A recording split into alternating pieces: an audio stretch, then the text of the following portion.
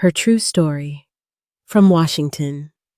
My granddaughter once called me a witch until the day she opened the drawer and found what I had been hiding all these years. I hope she's happy now. My dad is dead because of you. You feel proud of that. You turned me into an orphan. No dad. No mom. No one who loves me. No one. You are not even human. You are just a witch. That was what my granddaughter screamed at me, her voice trembling not from fear, but from rage, her phone held high as if she were testifying to the entire world. The red light on the screen glowed like an accusation. I sat there, hands folded gently on the old oak table, my tea still steaming beside me while the flood of her words poured down. I said nothing. It was not the first time she called me a witch. It was not even the 100th. But this time, the room was not just the two of us. This time she had brought strangers in, hundreds of them, watching through their screens, judging a woman they had never met. "This is her," she said, spinning the camera toward me as if I were some exhibit. "This is the woman who ruined my life, who locks me up in this dusty prison and calls it discipline, who acts like being born before the internet makes her God." I turned my eyes toward her, but not toward the camera. The difference between the two has always mattered to me. Emily, the real Emily, stood there with her shoulders squared and her heart on fire, 15 years old, furious, betrayed. But beneath the yelling, I saw something else too pain, a loneliness that matched my own. "You never let me be normal," she said. "No phone after 9, no sleepovers, no parties. I can't even wear a tank top without you making me feel like I'm naked in church. You're obsessed with control and you pretend it's love." I took a slow breath.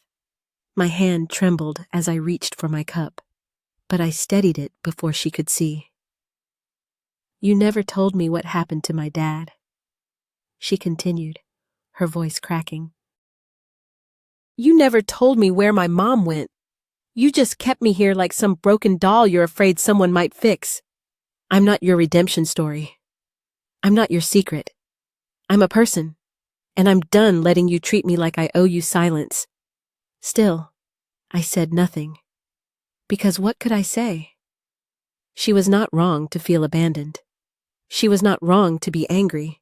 She had lived most of her life behind walls she did not choose, and for years, I had stood between her and the truth, not to hurt her, but to save her from it, or so I believed. The comments on the live stream were still rolling in. I could not read them, but I could feel their weight. Laughter, outrage, curiosity, strangers picking sides in a story they knew nothing about. Emily turned the camera back to herself. If you've ever wondered what it's like to live with a real witch, wonder no more. She's here, and she thinks silence is love, but silence is just empty. She ended the stream with a tap. The silence that followed felt heavier than the shouting. I looked down at my tea, untouched, and wrapped my fingers around the cup. The heat had faded, just like her trust. Just like everything we used to share when she was small enough to fall asleep in my lap. I remembered the first night she came to live with me. Her clothes were too small. Her hair hadn't been washed in days. She clung to a stuffed rabbit with no ears and didn't speak a word for 3 days. Back then, she was afraid of everything. The dark, the quiet, me. Now, she feared nothing, not even the truth. If you see your mom, your grandma, or even yourself in this story, don't hesitate. Type 12. You gonna say something?" she asked. "Quieter now?" Almost daring me. I looked up, met her eyes, and then I shook my head. "No," I said. "Not tonight." Her face twisted into something I hadn't seen before. Not anger, not disgust, something closer to heartbreak. She left the room without another word. The stairs creaked under her weight. Her door slammed shut.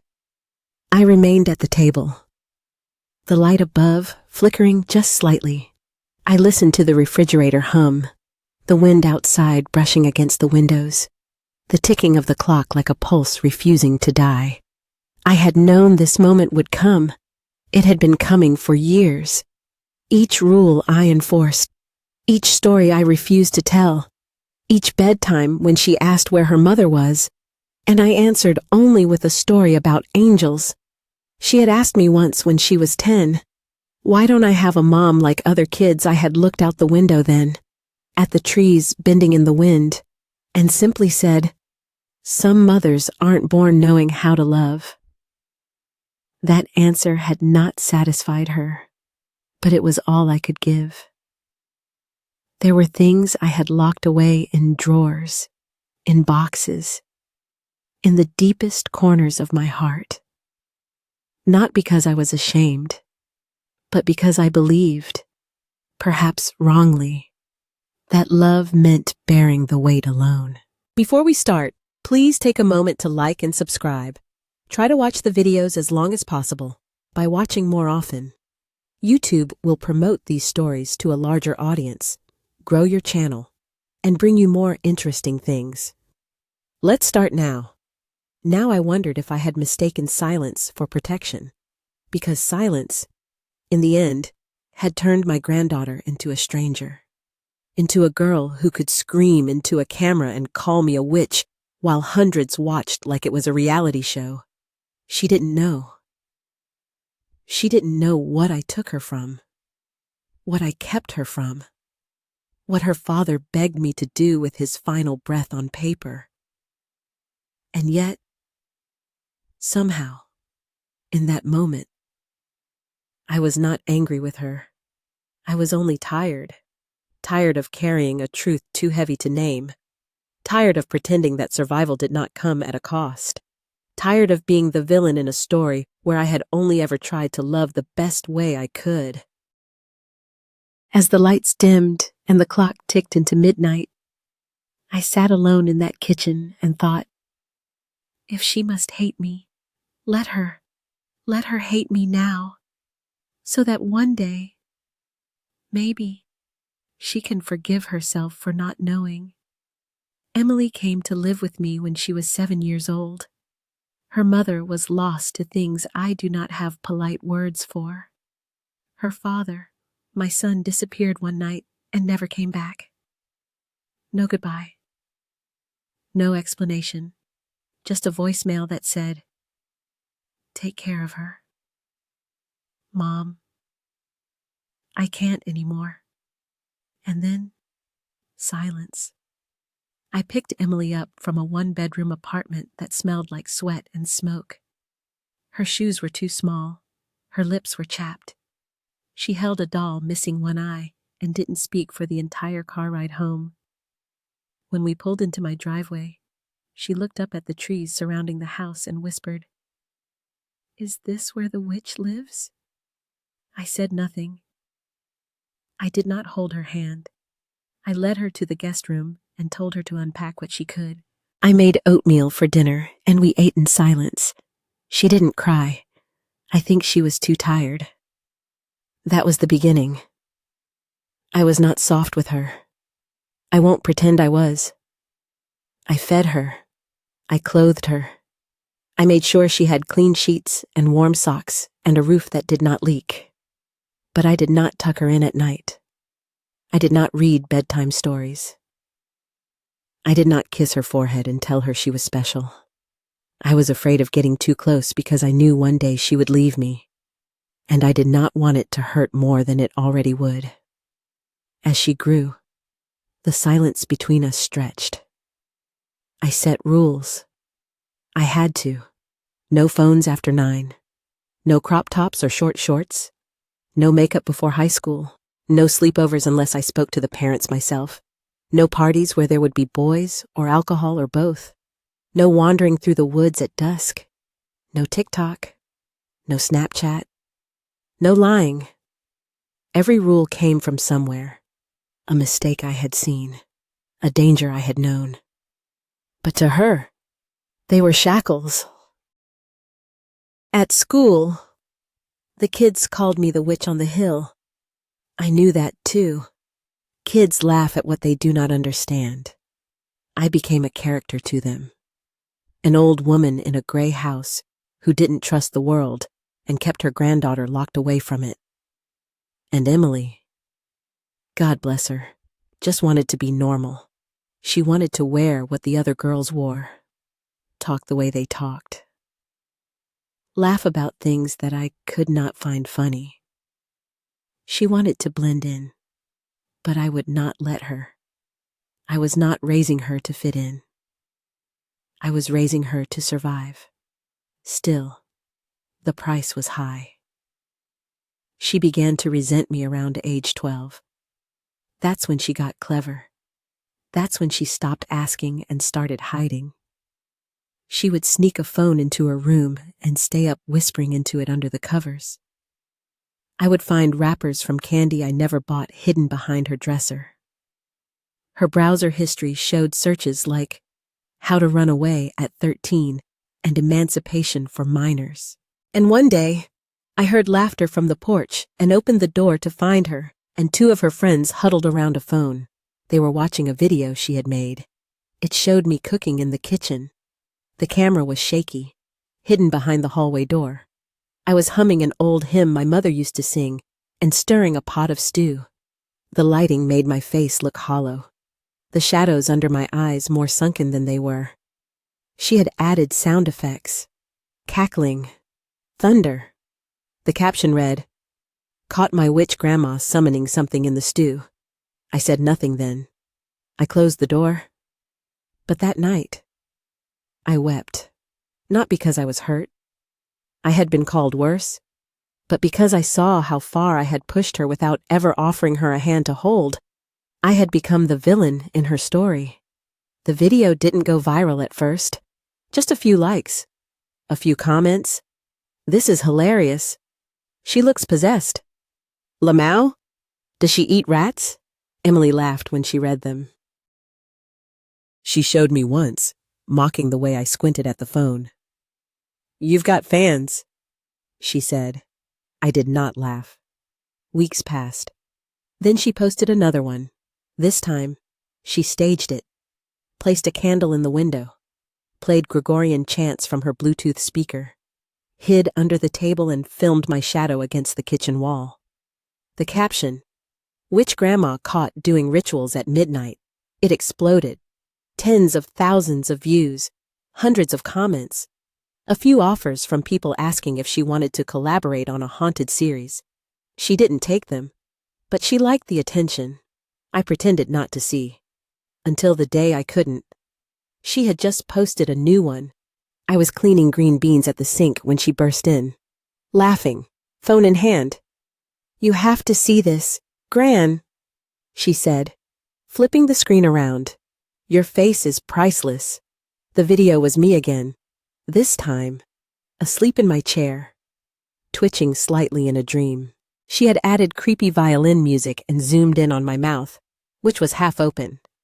The caption read, "When the witch goes dormant before feeding." She laughed. I stared at the screen, and then the room tilted. The knife in my hand dropped into the sink. The cold water splashed up. My knees buckled. I hit the floor before I could call her name. When I came to, she was gone, and I was alone in the kitchen, my head pounding, my hands trembling, and a truth sitting heavy on my chest. I had saved her from one kind of hurt, only to deliver her into another. I had turned myself into a ghost, so she could feel safe. But in doing so, I had vanished from her heart entirely. And now, Now the world thought I was a monster. Maybe they were not wrong. It happened on a Tuesday night, after the stew and before the storm. I had not been feeling right all day. There was a pressure behind my ribs, something tight and unfamiliar, like a rope being pulled slowly around my chest. But I had ignored it, like I ignored most things. The body is just a worn house by this age. Things fall apart, creak, stretch too far. You learn to live with the ache. Emily had been upstairs for hours. The door closed, laughter slipping through the walls like smoke. I had not checked on her. I knew better than to knock when she was in that mood. Whatever mood that was. I stood at the sink, washing a cup, when the pain finally gripped me. It was sudden. Mean. My knees gave first, then my vision. I remember reaching out, thinking I could hold on to the counter, but the ceramic slipped through my fingers and shattered before I hit the floor.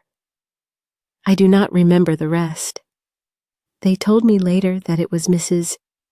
Clifton, our neighbor, who found me. She had noticed the kitchen light still on well past midnight and decided to peek through the window. She saw me on the floor and came in through the back door without hesitation. She called the ambulance. She rode with me to the hospital. She signed the papers. Not Emily. Emily had been asleep, or so she claimed. Her room was upstairs. Her headphones were in. She said she had no idea. But when I returned home days later, something in the house had shifted. And not just the air. There was a drawer in my bedroom. An old thing, stiff with time, at the back of the tall dresser I had owned since my 20s.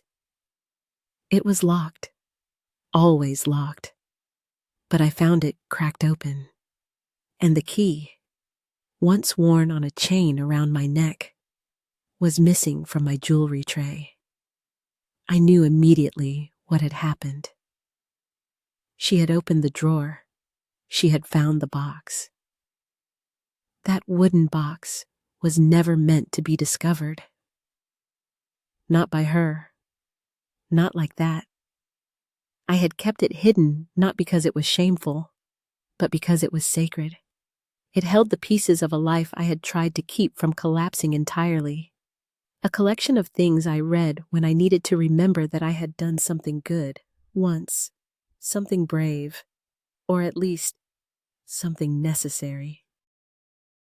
She had opened it, and so, while I rested under my quilt that following week, weak and wary, I waited for the storm that would come when she realized her father had not vanished into nothingness, but had lived and written and begged me for help. I had not spoken of those letters in years. The first arrived months after I took Emily in. It was short, rushed, written in pencil. He did not know if I would read it. He said, "I am sorry. I should have done more. You were right. She is not safe." There were more after that. Some came every few weeks. Others were spaced by seasons.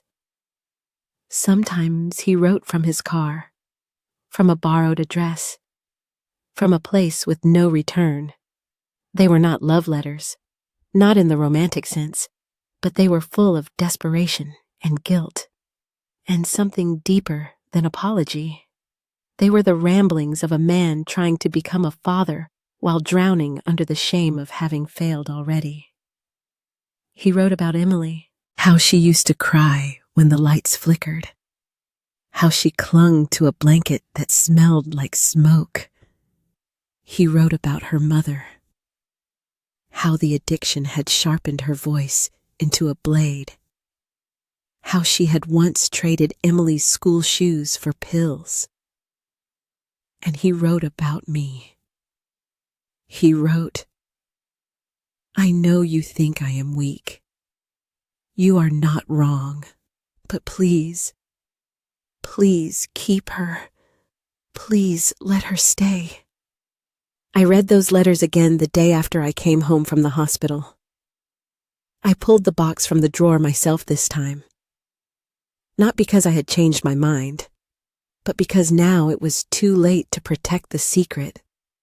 And the top letter, creased at the corners, fingerprints smudged across the ink, had clearly been read recently.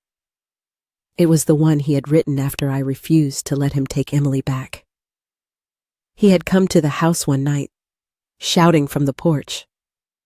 Drunk, angry, desperate. "I am her father," he yelled. "You were." I said, "Until you let her starve." He had driven off into the dark. A week later, I got the letter.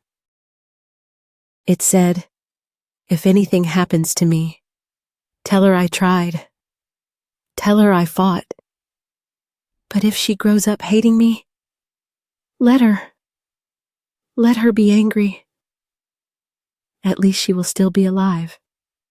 If she grows up hating you, I hope you will forgive her. Because you did what I could not. You saved her." Emily had read that. I knew it. And yet, she had not said a word to me since. She walked differently now, not angry, not spiteful, just quiet. There was no mocking, no filming, no laughter behind closed doors. She made me tea, without asking. She did the dishes without complaint. Something had shifted. I watched her closely one evening as she stood by the window, staring into the trees. Her shoulders looked smaller than before. Or maybe I had just stopped seeing her as an enemy. She turned to me and asked, quietly, "Do you still dream about him?" I did not pretend not to know who she meant. "Yes," I said. "Every night." And for a moment, we just stood there, two women, a generation apart, bound by the silence of a man we both had loved and lost and forgiven in different ways. The box was back in the drawer now, but its contents no longer belonged only to me. They belonged to her, too. And though I could not erase what she had seen, or how she had seen it, I could finally stop pretending that silence was enough to hold the weight of love. I never meant for her to read those letters. Not one of them. They were never meant to be opened by her hands. Not even when she was grown. I had kept them not for her, but for myself. A quiet collection of guilt and grief. Sealed in a wooden box and buried beneath folded linens and locked drawers. It was the only way I could hear his voice again. The only way I could remember him as more than the broken man he became. But secrets don't stay hidden forever. And now that she had seen them, there was no turning back. I reread the letters that week. Slowly. One by one. Not as a mother, not as a grandmother, but as a woman retracing the shape of loss. My son never sugarcoated anything in his writing. He did not dress his shame in flowers or try to clean up his past with excuses. The ink was raw, the words uneven, sometimes desperate, always honest. In one letter he wrote, "I found her selling Emily's toy horse today, the little brown one with the red ribbon. said we needed the money for groceries. But I knew better. She hadn't eaten in 2 days and didn't care. Emily just stood there watching. Didn't cry. That was worse than anything. I remembered that toy. I had given it to Emily on her 4th birthday. She'd slept with it for months. When I picked her up that night, God, I will never forget it. She didn't even ask where it had gone. She just climbed into my car, clutching her blanket like it was a lifeline. Another letter came weeks later. She took the blanket, swapped it for pills. Emily shivered all night. I wrapped her in my coat, told her it was a camping game. She believed me, but she won't keep believing forever. That was the night I drove across 3 counties and knocked on his door without warning. I didn't ask permission. I didn't wait. I took Emily in my arms, wrapped her in my own coat, and said, "You've done all you can. Let me do the rest." He didn't fight me. He just cried. In the beginning, Emily asked about her mother. Little questions. Soft ones. Why doesn't she call? Or, did she forget my birthday? I answered with silence. Or a soft hum. Or, not everyone knows how to be a mom. Sweetie. As she got older, the questions turned sharp. Why did you take me away? Did she hate me? Did Dad hate me too? I lied. I told her her father had to leave for work, that her mother had been sick, that they loved her just from afar. I never expected the truth to find her before I could explain it properly. The final letter in the box was the one I feared most, the one I had read more than any other. The one with a crease down the middle from being folded and unfolded again and again. He had written it the week before he died. Mom, if you're reading this, I hope you'll forgive me. I'm going to get her. I know you won't approve. I know you think it's dangerous. But I can't live with myself knowing I left my daughter with questions I never answered. The ink smudged at the bottom of the page, a single drop spreading like a bruise. He never made it. The next morning, there was an accident on Highway 9, rain-slick roads. A pickup truck rolled into a ravine. No ID on him. Just a wedding band and a receipt for a stuffed rabbit from a gas station. I never told Emily. How could I? How could I look into the face of a child who already felt abandoned and say he was coming for you, but he died on the way instead? I carried that burden for both of us. I let her grow up believing her father had walked away. I thought I was protecting her from pain. Maybe I was protecting myself. In that final letter, he wrote, "If she grows up hating you, let her. If she throws every ounce of pain at your feet, let her. Because you're the only one who stayed. The only one who chose her safety over your comfort. You're the last good thing in her world, and you have to let her believe you're not. That's the deal. That's what love looks like now." And so I did. I let her hate me. I let her twist me into the villain, the prison guard, the witch on the hill, and I never once corrected her. Until now. She has seen the truth whether she was ready or not, and in her silence since, I've seen something unraveling. Not anger, not rebellion, understanding. One night, she stood at my bedroom door and didn't say a word. She just looked at me. Her eyes weren't wild anymore. They were full of something heavier. And I knew, without her saying a thing, that she had read that final letter. that she had heard his voice, just like I had. And that, for the first time in a long while, she was seeing me not as the enemy, but as the woman who stood between her and a world that would have eaten her alive. After the letters, Emily changed. But change, I've learned, is not always sudden.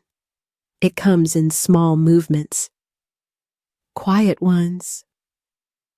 She began leaving the dishes in the sink, rinsed instead of crusted over.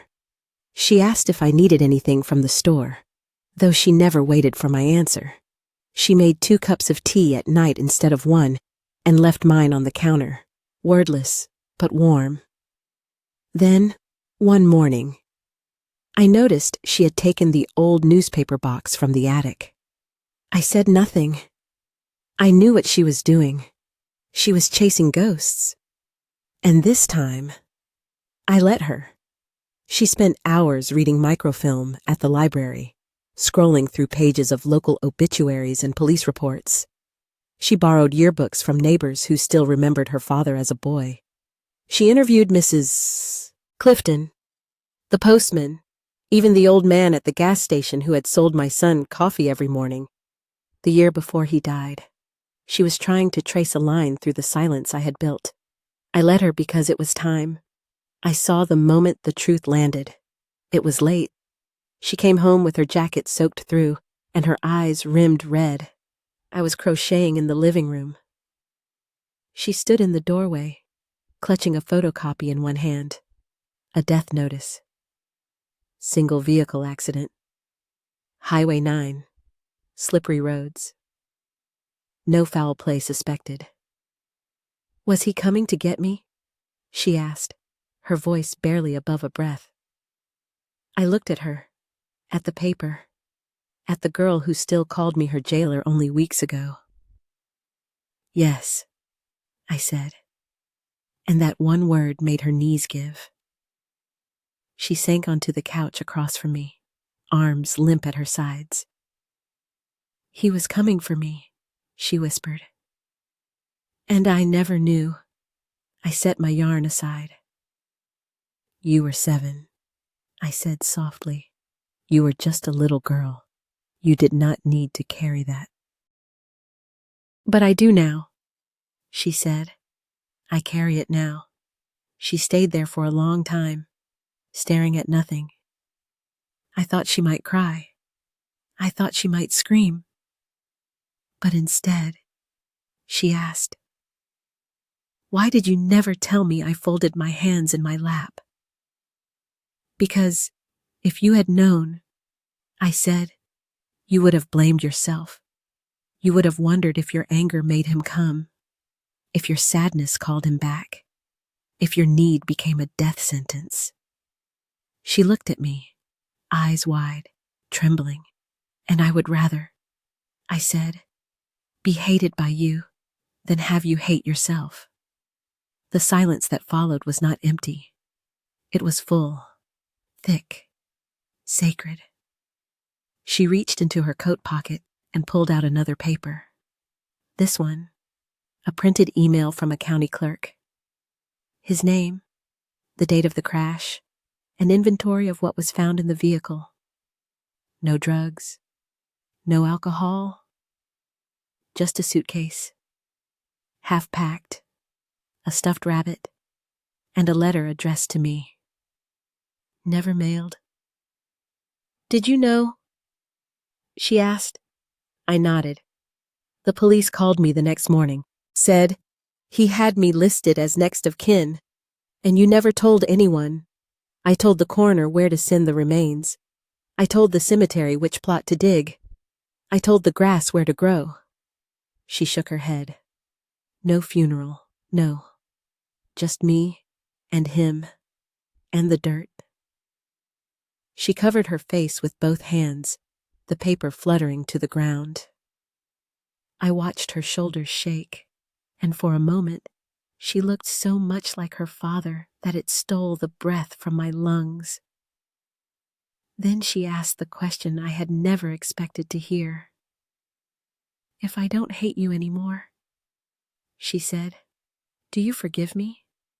I looked at her then, not as a child, not as someone I had raised out of duty or blood, but as a girl who had finally grown into the shape of her truth.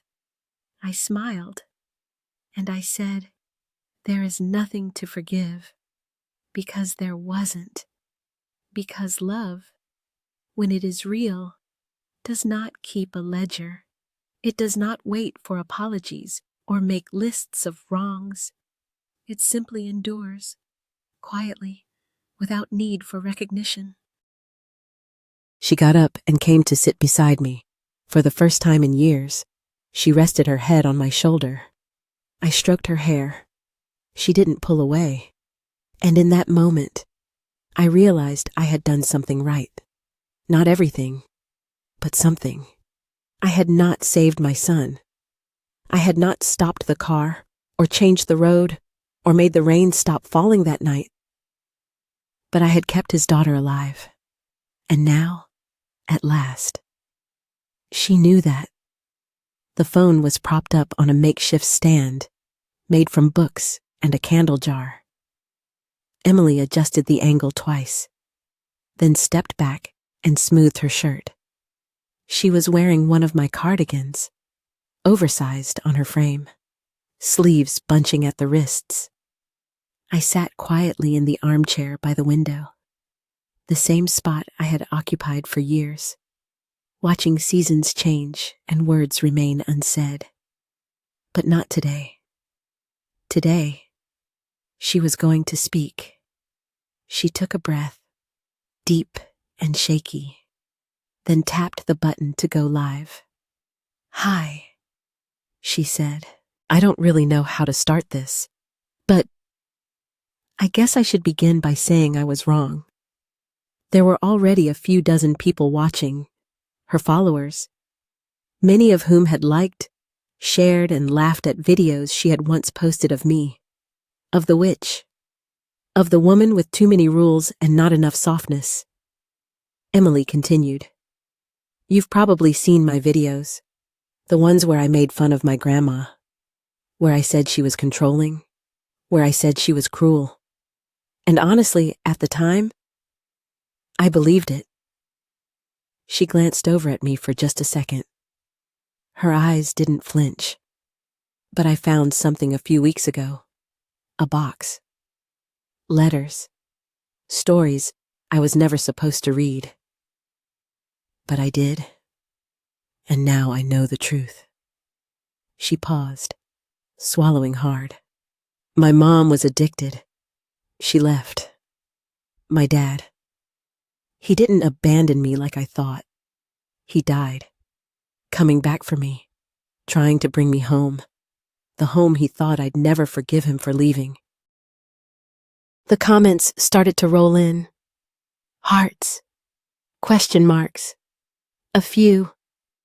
OMG, what Emily pressed on. My grandma, Jess, isn't a witch.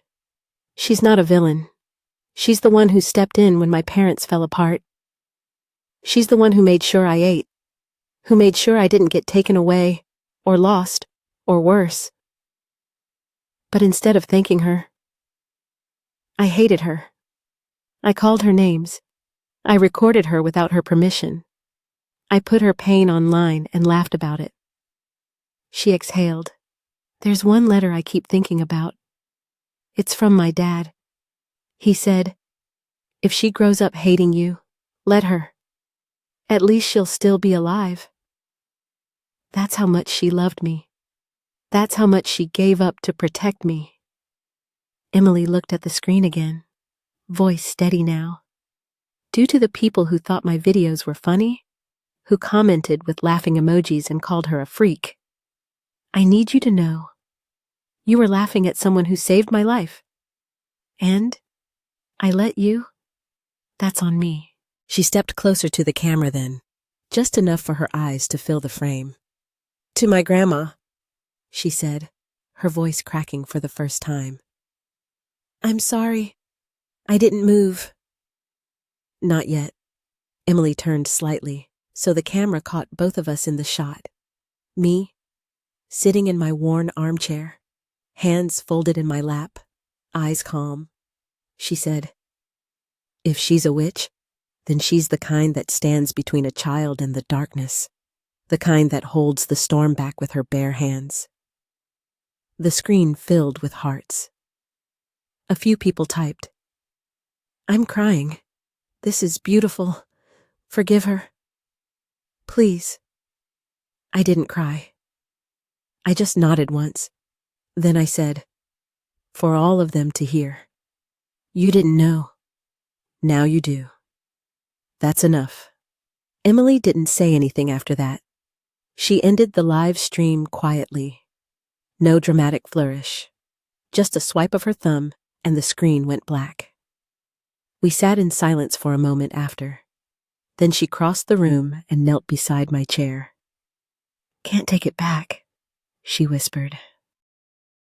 "I know," I replied, "that I want to spend the rest of my life making sure you never feel alone again." I looked down at her, brushed a strand of hair from her cheek. "I never was." I said, "Not really. You were always here, even when you didn't know why." She rested her head against my knee. Outside, the wind carried spring with it, soft and fragrant.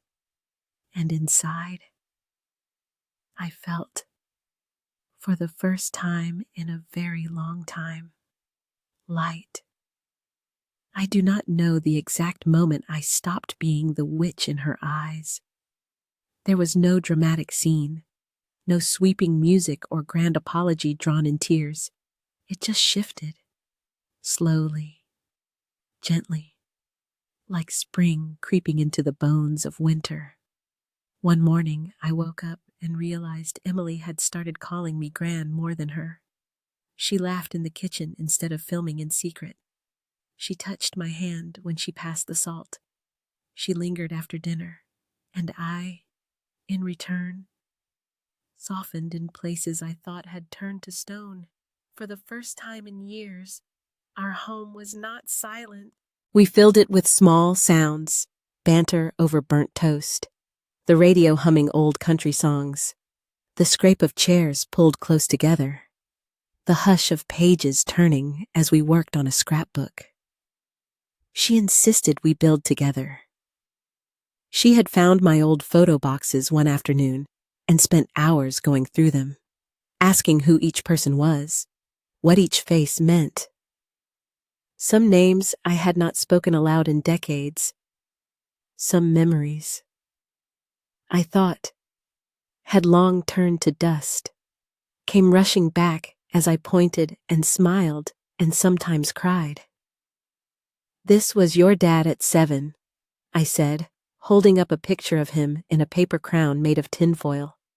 "He made me call him King of the Couch for 3 days after that birthday." Emily laughed. "He looks like me. He was a lot like you." I nodded. Stubborn, curious, always too brave for his own good. We spent that whole Sunday cutting, pasting, labeling. She decorated the cover with pressed flowers from the garden and wrote in neat cursive, "The family I never knew I had." She took me to the doctor next week. My blood pressure had been creeping up again. She made the appointment without asking, drove me, sat in the waiting room scrolling her phone, but I knew she was listening. Afterwards, she bought me ginger tea and told me to stay off salt. "Yes, ma'am," I teased, and we both laughed at the reversal of roles. She started cooking on Fridays. Simple things at first. Pasta, sandwiches, scrambled eggs. Too runny. But then one day I heard pots clanging, and when I stepped into the kitchen, she was standing over the stove, stirring something in my old cast iron pot. "What are you making?" I asked. She looked sheepish. "Your beef and barley soup." My heart skipped. She had found the recipe card. yellowed and smudged, stuck between pages of my old cookbooks. The same soup I used to make for her father when he had long days at school or bruises he would not explain. The one thing he never refused, no matter how much trouble he was in. I watched her taste it, wrinkle her nose, add more time. When she handed me a bowl, I could not speak for a full minute. It tasted almost right. Almost. But it was perfect. That night, she posted a photo of the soup on her social media, with a caption that read, "I used to think my grandma was cruel. Now I see she's the strongest woman I've ever known." It went viral. Again. But this time, for different reasons. The comments were full of people saying they had misjudged their own elders, that they were calling their grandmothers, that they were sorry for every time they misunderstood love as control. I read every word, slowly. Then I turned off the phone and held it to my chest. We started planting herbs together. Just a few pots on the back porch. Basil, mint, parsley. I told her the secret to keeping rosemary alive was to talk to it every morning. She rolled her eyes, but I caught her whispering to the plants a week later. She wrote in a new journal every night. The one she called our memory ledger. She asked me for stories before bed. Reverse bedtime now. And I told her things I had never told anyone. About her father's first tooth, his first fight, the time he brought home a turtle and tried to keep it in the bathtub. She cried sometimes. Quietly. She would rest her head on my shoulder and let it out without shame. I cried too. It was not easy. Forgiveness never is. But it was real. One evening, we were walking the trail behind the house, the one I used to take alone, praying for strength. The trees were beginning to turn, painting the world in oranges and golds. She stopped, pointed up at a hawk gliding above us. "I used to think you were watching me like that," she said, waiting to pounce. I raised an eyebrow. "And now?" "Now I think you were watching to make sure nothing else did." She smiled, and I felt the years melt off my bones. I do not know how long I will have left. Time is a stingy companion. But I do know this. My granddaughter sees me now, not just the woman with too many rules, or the shadow of a mistake she could not name, but me, Jess, the woman who stayed, and in her eyes, I am no longer a witch. I am home. The years passed quietly, the way good years often do.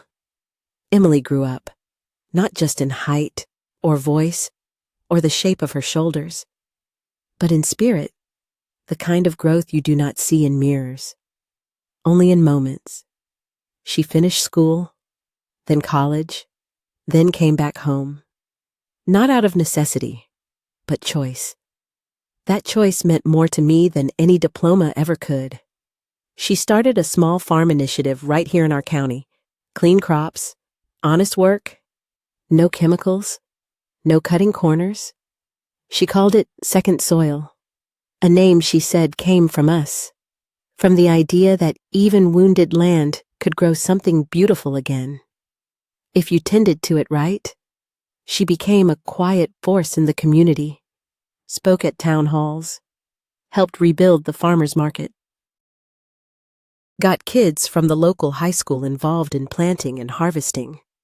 There was talk about a feature on the evening news, maybe even a grant from the state. But none of that mattered as much to me as what she did at the end of each day. She came home to me. One afternoon in October, the air still warm, but edged with gold. She packed a thermos of apple cider and a blanket and said, "We're going for a walk, Gran." I let her lead me past the house down the back trail we used to take during those first quiet days of forgiveness. And then farther, past the barn, to where the fields stretched wide and tall, horn golden, waving in the wind like hands reaching toward the sky. She had planted it herself that spring. I had watched her from the porch. Mud on her jeans, hair tied back, laughter in her lungs. She had grown every stalk with the kind of care some people save for their children. We spread the blanket in a small clearing between rows, where the sun slanted through the leaves in long, glowing lines, the kind of light that makes you believe in something more. We sat in silence for a while, sipping cider, listening to the rustle of the field. Then she reached over and took my hand. Her fingers were strong now, calloused in places, warm and steady. "Do you remember?" she said. "When I told the whole world you were a witch?" I smiled. It was a memorable performance. She laughed softly. "And now here I am," she said, "farming the same land you once dreamed of retiring on, feeding people, healing things, all because you didn't give up on me." I squeezed her hand. "I never gave up." I said, "I just got quiet." She looked at me then. Really looked. Eyes deep and brown, full of that same ache her father once carried. "I used to think love meant being rescued," she said. "But it doesn't. Does it? It means staying, even when the person you're staying for tells you to go." I nodded. "That's the kind of love I had for you," I whispered. She blinked away tears. "I'm sorry it took me so long to see it." I shook my head. "You saw it when it mattered." She pulled something from her coat pocket, an old ribbon, faded red. "I found this in one of Dad's letters." She said, "He said you gave it to me when I was little, tied it around my ponytail before you took me away." I kept it. I touched the ribbon. It was fraying, soft from time but whole. I tied it the day we left. I said, "I wanted you to feel loved, even if you couldn't remember it later." She smiled. "I remember now." The wind shifted then, sending a whisper through the corn like applause. "I want you to live here with me," she said suddenly. "In the cottage by the orchard. We can plant lavender out front. I'll build you a bench in the sun. You'll never have to cook unless you want to." I chuckled. "You offering to take care of an old woman?" "No," she said. "I'm offering to take care of the woman who once took care of me, when I didn't know I needed it." There was a long silence. Then she said, with a voice full of something ancient and true, "I am so lucky you loved me when I was hardest to love." I turned my hand in hers, held it tight, and I whispered, "Have waited my whole life to hear you say that." We sat there as the sun dipped lower, turning everything to amber. The shadows grew longer, but the light stayed warm. She rested her head on my shoulder. I leaned mine against hers. The corn swayed. The world turned.